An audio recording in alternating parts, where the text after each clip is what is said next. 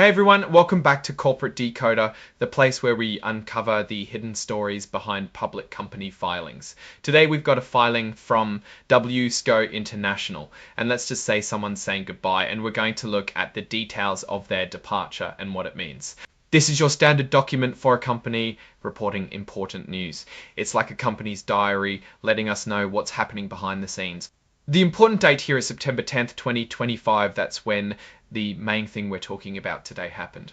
This is all about W might know from electrical distribution and supply chain services.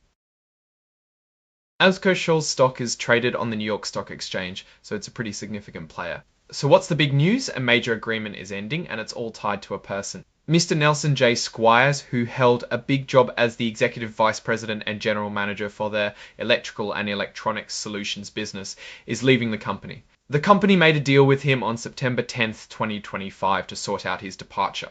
This deal is called a release agreement. It's basically a settlement to ensure everything is smoothed over when someone leaves, especially in a senior role. As part of this agreement, Mr. Squires has agreed to some standard clauses that you see when executives leave. He's promised not to compete with WESCO, not to try and poach their employees or customers, not to say bad things about the company, and to keep their secrets safe. These things are important for the company to protect its business after the executive leaves. In return for these promises and for releasing the company from any potential future claims, WESCO Viorinacia Squires with severance benefits. These are essentially payments and benefits that he's entitled to based on his original employment contract, which was signed way back in 2020. Think of it like a payout for his service and his cooperation in leaving the company on good terms. This agreement isn't final right away. It becomes official on September 18th, but Mr. Squires has a window. Until that September 18th date to change his mind. This is a common practice to give people a final chance to review everything before it's set in stone. The deal also includes something specific about equity grants. This means he might have received some stock or stock options as part of his pay, especially when he was working abroad or on a special assignment. The company is helping him with any tax implications related to these grants for 2025 and 2026, which is a pretty nice perk. And who signed off on this report? None other than David S. Schultz, who is WESCO's Executive Vice President and Chief Financial Officer. Him signing it means the company is officially acknowledging this departure arrangement. The report itself was filed just a couple of days after the agreement date on September 12th, 2025. Now, let's look at what this really means. The departure of a senior executive like Mr. Squires can signal a few things. It could be a planned transition, or it could indicate a disagreement about the company's direction or performance. Since the details are kept in a release agreement, which is standard, it suggests WESCO is handling this professionally and trying to avoid any messy public disputes.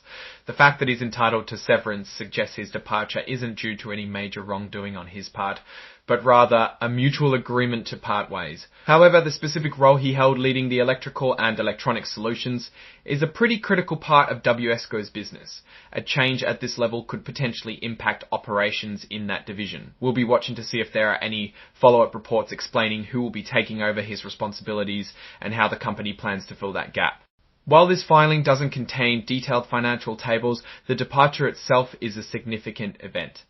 Usually when we see these types of reports, we look for any accompanying financial performance data, but in this case the focus is purely on the executive change and the agreements surrounding it. The story here is about a key executive moving on and the company ensuring a smooth exit and protecting its interests moving forward. Looking more broadly at WESCO, they've been a significant player in the industrial supply chain for a long time.